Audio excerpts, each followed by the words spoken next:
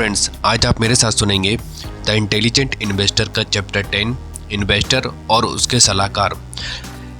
क्या आपको सहायता की आवश्यकता है?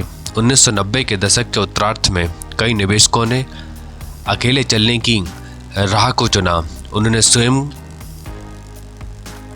के अनुसंधान करके स्टॉक को एक ऑनलाइन ब्रोकर के माध्यम से चुनकर ट्रेडिंग शुरू की। इन निवेशकों ने वॉल स्ट्रीट के अनुसंधान, सलाह और व्यापार के महंगे बेसिक सिस्टम को दरकिनार कर दिया। दुर्भाग्य से बहुत से लोगों ने अपने डू इट योरसेल्फ निर्णय के कारण जो स्वतंत्रता पाई थी उसे बाजार की सबसे बड़ी मंदी के समय में ग्रेट डिप्रेशन ने अंत में महसूस करवा दिया कि वे इस डू इट योरसेल्फ निर्णय के कारण मूर्ख बन गए थे।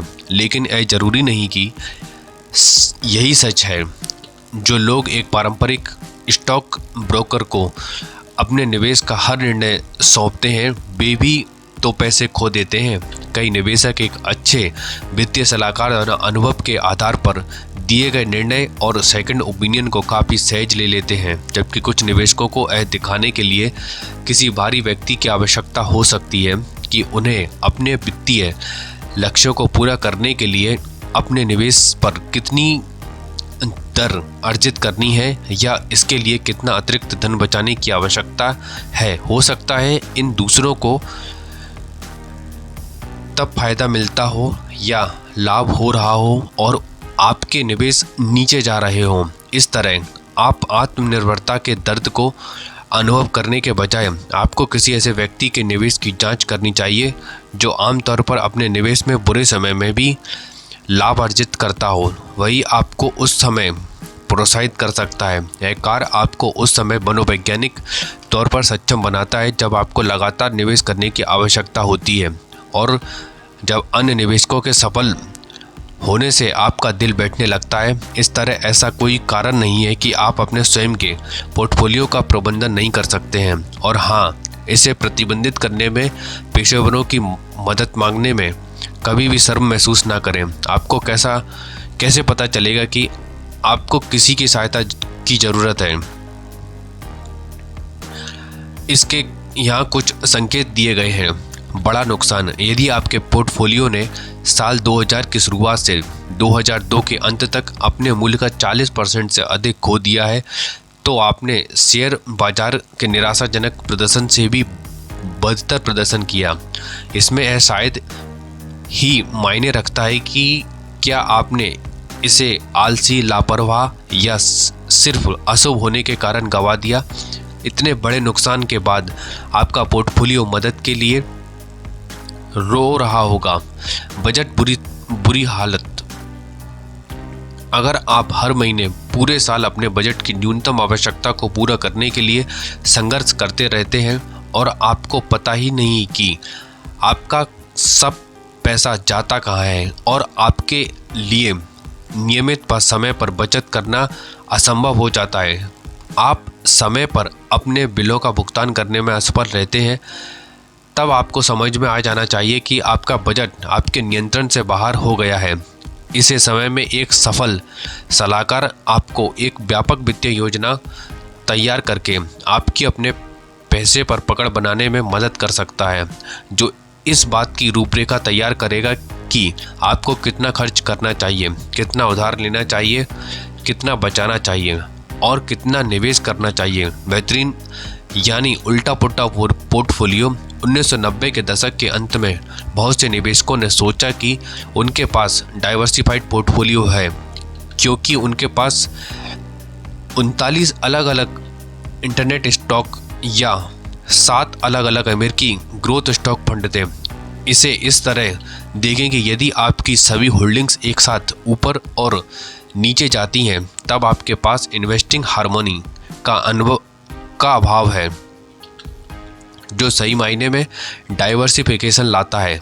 इस स्थिति में आपकी केवल एक प्रोफेशनल एसेट एलोकेशन प्लान ही मदद कर सकता है। महत्वपूर्ण परिवर्तन: यदि आप एक सेल्फ एम्प्लॉयड हैं और अपनी सेवानिवृत्ति योजना लागू करने की आवश्यकता महसूस कर रहे हैं या आपके वृद्ध माता पिता के पास उनके खर्च का भी कोई कर्म नहीं है या आपके बच्चों का कॉलेज भी आपके लिए अनअफोर्डेबल है। इस मामले में एक सलाहकार न केवल आपको मन की शांति प्रदान कर सकता है, बल्कि आपको आपके जीवन की गुणवत्ता में वास्तविक सुधार करने में भी मदद करेगा और इससे भी आगे एक क्वालिफाइड प्रोफेशनल यह सुनिश्चित कर सकता है कि आप कर कानूनों और सेवानिवृत्ति नियमों की जटिलता से लाभान्वित भी हो।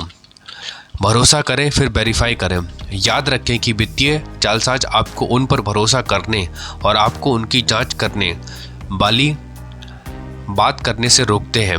इससे पहले कि आप अपने वित्तीय भविष्य को एक सलाहकार के हवाले करें, आपके लिए यह जानना अनिवार्य है कि आप किसी ऐसे व्यक्ति को खोजें जो न केवल आपको सहज बनाता हो, बल्कि जिसकी ईमानदारी भी ठेस से परे हो। जैसा कि रोनाल्ड रीगन कहते थे, विश्वास करो और फिर वेरीफाई करो। उन लोगों के बारे में सोचकर शुरू करें जिन्हें आप सबसे अच्छे से जानते हैं और आपके जिन पर सबसे अधिक भरोसा करते हैं। फिर पूछें कि क्या वे आपको किसी ऐसे सलाहकार के पास भेज सकते हैं जिस पर उन्हें भरोसा है और जिसे वे महसूस करते हैं उसकी फीस का अच्छा मूल्य मिलेगा। आप किसी पर भरोसा करने वाले हैं उसके बारे में किसी अपने अच्छे जानकार से विश्वास मत प्राप्त करना एक अच्छी शुरुआत है। एक बार आपके पास सलाहकार और उसकी फर्म का नाम व सही साथ ही साथ उसकी विशेषता, जैसे कि क्या वह स्टॉक ब्रोकर है, फाइनेंशियल प्लानर, अकाउंटेंट या इंश्योरेंस एजेंट है। जब यह बेसिक जानकारी आपके पास आ जाती है तो आप उसके बारे में और ज़्यादा जानने का काम शुरू कर सकते हैं। जैसे गूगल जैसे इंटरनेट सर्च इंजन में सलाहकार और उसका नाम या उसकी फर्म का नाम सर्च करें। ऐसा वह देखने के लिए कि गूगल पर उसके बारे में क्या जानकारी उपलब्ध है, जैसे ठीक है, कोई शिकायत, कोई मुकदमा, अनुशासनात्मक कार्रवाई या निलंबन जैसे शब्द आदि। यदि सलाहकार एक स्टॉक ब्रोकर या बीमा एजेंट है तो संबंधित बीमा कंपनी से पूछताछ करें कि क्या सलाहकार के खिलाफ कोई अनुशासनात्मक कार्रवाई या ग्राहक शिकायत दर्ज की गई है। यदि आप एक अकाउंटेंट पर विचार कर रहे हैं जो एक वित्तीय सलाहकार के रूप में भी काम करता है, तो आपके राज्य का लेखा नियामक आपको बताएगा कि उसका रिकॉर्ड साफ है या नहीं। वित्तीय योजनाकारों या उनकी फर्मों को जिस स्थान पर उनकी प्रैक्टिस हो वहाँ के राज्य में प्रतिभूति और विनिमय आयोग या प्रतिभूति नियामकों के साथ रजिस्टर्ड होना चाहिए। इसकी जानकारी अपने राज्य प्रतिभूति नियामक की वेबसाइट पर आप देख और डाउनलोड कर सकते हैं। उनके डिस्क्लोजर रिपोर्टिंग पेजेस पर विशेष ध्यान दें, जहां पर सलाहकार को नियामकों द्वारा किसी भी अनुशासनात्मक कार्रवाई का खुलासा करना होता है। अतः आपको अपने वित्तीय योजनाकार के सभी रिकॉर्ड को भलीभांति स्टडी करना एक अच्छा विचार है। मैं तुम्हें जान रहा हूँ, एक प्रमुख फाइनेंशियल प्लानर न्यूज़लेटर ने हाल ही में दर्जनों सलाहकारों से बात करके उनके रिकॉर्ड्स के आधार पर यह बताया कि आपको अपना फाइनेंशियल प्लानर चुनने के लिए उसके कैसे साक्षात्कार करना चाहिए। एक सलाहकार की स्क्रीनिंग करने में आपके निम्न लक्ष्य होने चाहिए। निर्धारित करें कि वह ग्राहकों की मदद करने की परवाह करता है या बस केवल बेचने के लिए ही जाता है। स्पष्ट करें कि क्या वह निवेश के मूल सिद्धांतों को समझता है जो कि इस पुस्तक में उल्लिखित हैं। आंकलन करें कि क्या वह आपकी मदद करने के लिए पर्याप्त रूप से शिक्षित, प्रशिक्षित और अनुभवी है।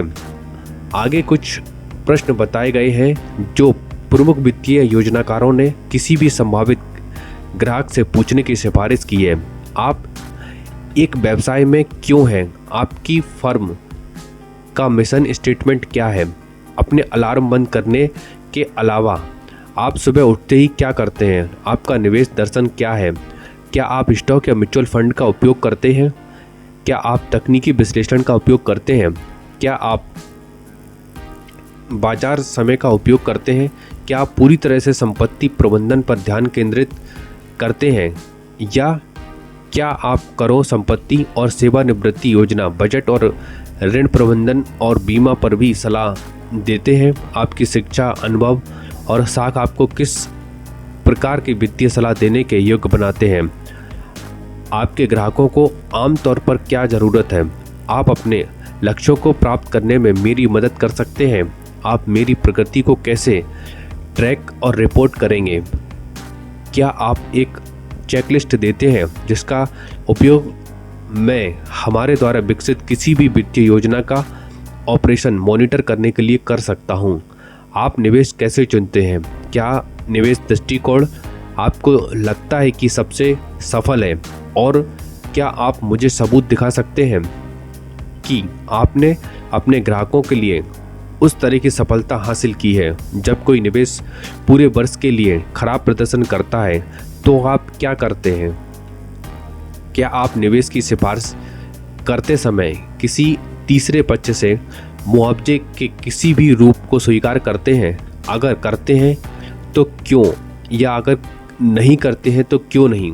किन परिस्थितियों में? आप क्या नुकसान लगाते हैं? आप क्या अनुमान लगाते हैं कि मैं आपकी सेवाओं के लिए पहले साल कितनी फीस का भुगतान करूंगा? क्या समय के साथ इस फीस को कम या ज़्यादा करना होगा? आपके पास कितने ग्राहक हैं और आप उनसे कितनी बार संवाद करते हैं? एक ग्राहक के लिए आपकी सबसे बड़ी उपलब्धि क्या रही है? आपको पसंदीदा ग्राहक की क्या विशेषताएं होती हैं? आपके पास एक ग्राहक के साथ सबसे खराब अनुभव क्या रहा और आपने इसे कैसे हल किया? क्या निर्धारित करता है कि कोई ग्राहक आपसे या आपके सहायक कर्मचारियों से बात करता है? ग्राहक कब तक आपके साथ रहते हैं? क्या मैं एक अकाउंट डिटेल की कॉपी देख सकता हूं? क्या आप खुद को आर्थिक रूप से सफल मानते हैं? आप वित्तीय सफलता को कैसे परिभाषित करते हैं? आपको क्या लगता है कि मेरे निवेश पर कितना औसत वार्षिक रिटर्न संभव है? क्या आप मुझे अपने रिज्यूम, अपने फॉर्म और कम से कम 3 रेफरेंस दे सकते हैं? क्या कभी आपके खिलाफ कोई औपचारिक शिकायत दर्ज की गई है? आखिरी ग्राहक जिसने आपको निकाल दिया, उसने ऐसा क्यों किया? अपने सबसे खतरनाक दुश्मन से मुकाबला। अंत में ध्यान रखें कि महान वित्तीय सलाहकार पेड़ों पर नहीं उगते। अक्सर सर्वश्रेष्ठ के पास पहले से ही उतने ग्राहक होते हैं जितने वे संभाल सकते हैं, और हाँ, एक अच्छे निवेशक की तरह लगने पर ही वे आपका काम करने के लिए तैयार होंगे। इसलिए वे आपसे कुछ कठिन प्रश्न भी पूछेंगे जो इस तरह हो सकते हैं। आपको ऐसा क्यों लगता है कि आपको वित्तीय सलाहकार की आवश्यकता है? आपके दीर्घकालिक लक्ष्य क्या है? अन्य सलाहकारों से डील करने में आपकी सबसे बड़ी निराशा क्या रही है? क्या आपका कोई बजट है? क्या आप अपने मतलब तक ही सीमित रहते हैं? प्रत्येक वर्ष आप अपनी संपत्ति का कितना प्रतिशत खर्च करते हैं? जब हम अब से 1 वर्ष पीछे देखते हैं तो आपको आपकी प्रगति से खुश होने के लिए मुझे क्या करने की आवश्यकता होगी? आप संघर्ष या असहमति को कैसे संभालते हैं? साल 2000 में शुरू हुए बेयर बाजार के लिए भावनात्मक रूप से कैसे प्रतिक्रिया करते हैं? आपके सबसे खराब वित्तीय डर क्या हैं? आपकी सबसे बड़ी वित्तीय उम्मीदें क्या हैं? आप अपने निवेश पर कितनी वापसी दर को उचित मानते हैं?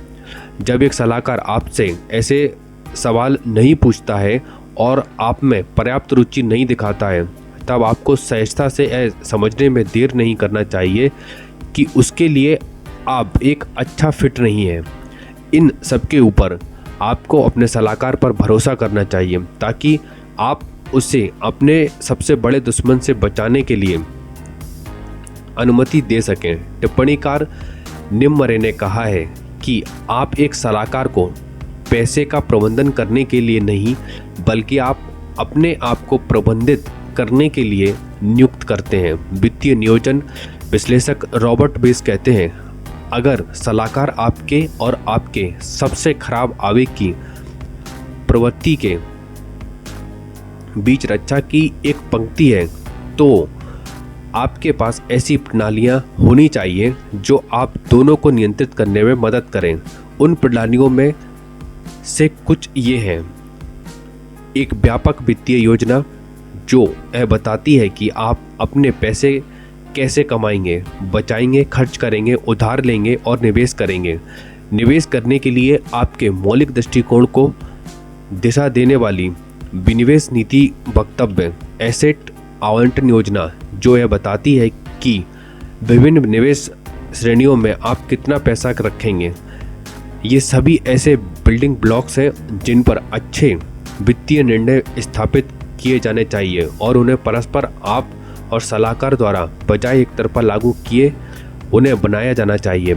आपको तब तक $1 भी निवेश नहीं करना चाहिए या इसका निर्णय नहीं लेना चाहिए जब तक आप संतुष्ट नहीं होते कि यही वह नींव है जिस पर आप अपना निर्माण करना चाहते हैं।